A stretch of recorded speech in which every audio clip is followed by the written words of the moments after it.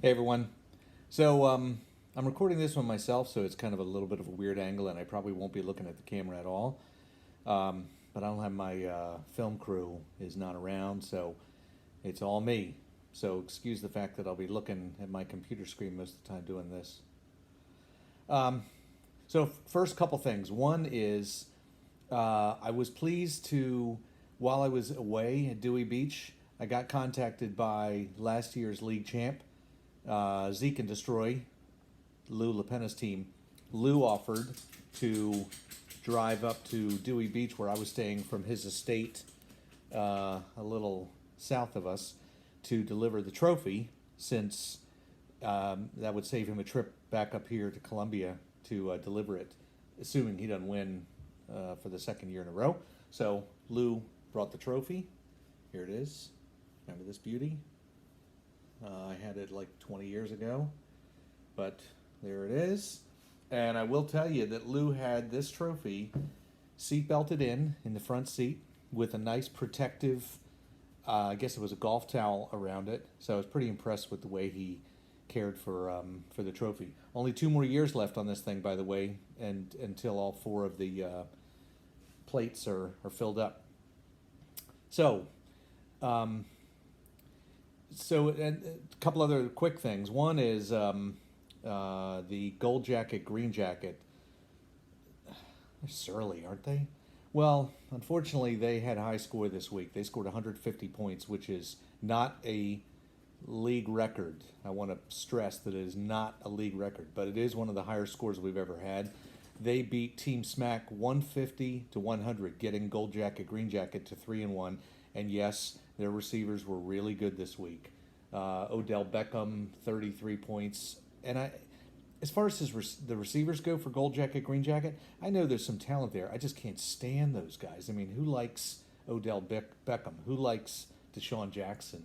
I don't even remember now who else he's got, but who else he has. But I know whoever they are, I just don't like them. But they were really good this week.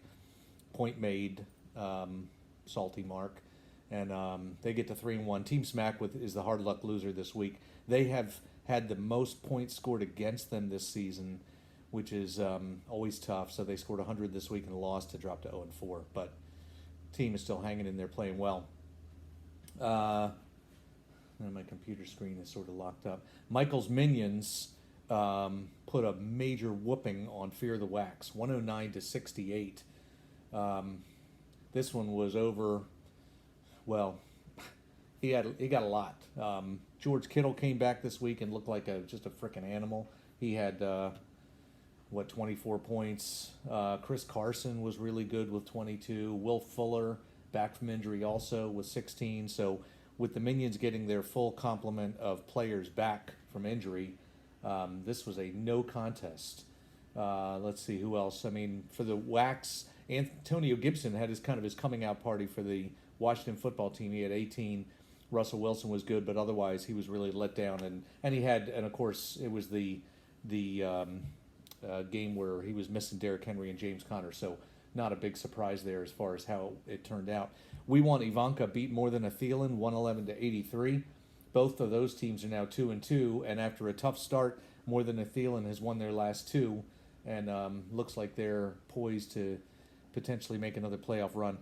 I think the Don Leatherwood squads have been in the league 4 years and have made the playoffs every year. Enough already. I mean, leave some for the other teams.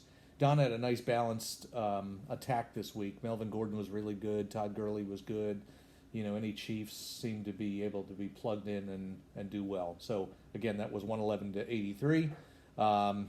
Mascaversion beat the hell out of Leroy Stop Barking. I don't know if you guys noticed, I did take Barkley out of my team name. I don't know whether I mentioned that before, since he's gone. So it's now Leroy Stop Barking instead of Leroy Stop Barkleying. I probably said that before. That game ended up 104 to 61 as Mascaversion put it to me in a big way. Basically, I had Josh Allen. He's been my guy all year. He had almost half of my points. Otherwise, I just stunk it up. And Mascaversion had lots of guys with big games, including Aaron Rodgers, who had 37. So Mascaversion is 3-1, one of the only 3-1 teams. We only have two teams in the league right now who are below 500, which is kind of shocking. 10 out of 12 teams are 2-2 or better, and in the division my team is in, the Berks division, no one is above 500. I think most of the teams are 2-2, so pretty good amount of parity in the league.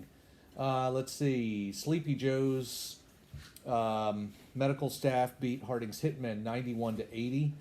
This was a good game. Sleepy Joe is 2-2. They've got a lot of points. I mean, they're deserving at least of being 2-2.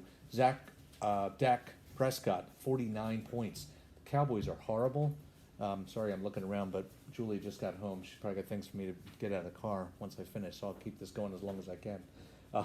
The Cowboys stink, but Dak Prescott 49 points. I mean, their defense can't stop anybody, so that's great for in fantasy terms, because Cowboys right now are just always coming from behind and throwing. For the Hitmen, Lamar Jackson was good. Kareem Hunt, 19 points. He might be a nice beneficiary of the Nick Chubb injury now that he went down. But the big one who let Harding down was Calvin Ridley. Somehow he got shut out in that game.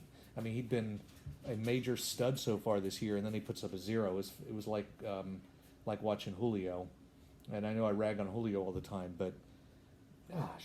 Speaking of my game, just real quick little editorial comment to why fantasy drives you insane. I knew Julio was questionable going into Monday. He had missed the previous week's game, but of course it's Julio, so you're not going to sit him, right? So I picked up Robert Tonyan so that I would have somebody to fill in on Monday night if Julio didn't play. Good move, right?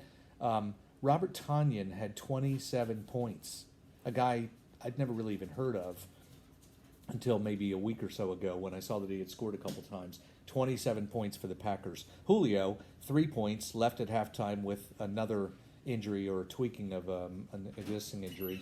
So I wouldn't have made a difference. I would have lost anyway, but that's why fantasy can just literally drive you insane. And lastly, Gunning for You beat Rolling with Mahomes 66-64.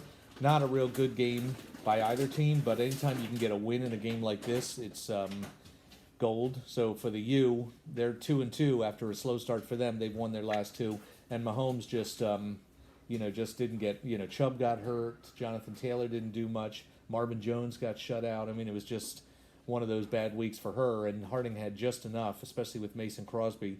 Came down to the Monday night game where he missed a point after, and then got enough to get her over the top. I think Mahomes lost a point late by taking a knee a couple times, but the U wins by 2, 66-64. Keep in mind, I just saw not too long ago that Corey Davis, who is one of my stud receivers, he tested positive for COVID. So now there's talk that they're not even sure the Titans-Bills game will be played this week. Good luck to Leroy if he doesn't have Josh Allen. But just keep an eye on that game because we may be in the same situation as last week. And Mark LaPena, if you decide that you want to just tell me which guys are going to play or not, and not give me any contingency plan if that game doesn't get played, you're more than welcome to do that. For the rest of us who aren't, I guess, as skilled at fantasy as you are, you're more than welcome to, again, give me contingency players in case that game doesn't get played. I don't even know what time it's being played yet, probably the 1 o'clock game. So, you should know ahead of time with that one, but just in case. That's it. Talk to you all later.